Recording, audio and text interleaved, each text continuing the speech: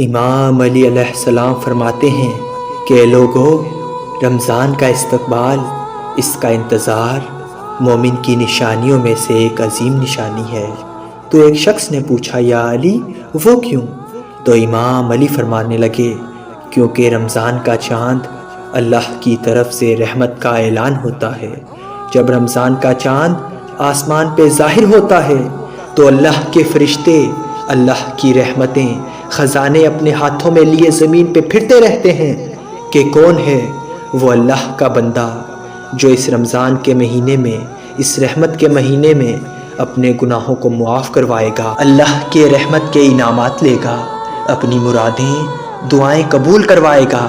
اے شخص، جب بھی رمضان کا چاند دیکھو تو 21 مرتبہ سورہ فاتحہ پڑھ کر اپنی وہ دعائیں اللہ سے مانگنا جو تم اپنے لیے چاہتے ہو، کیونکہ اس وقت اللہ انسان کی ساری دعائیں فوراً قبول کر دیتا ہے۔ تو اس شخص نے پوچھا، یا علی اگر انسان کی نگاہ رمضان کے چاند پہ نہ پڑے تو؟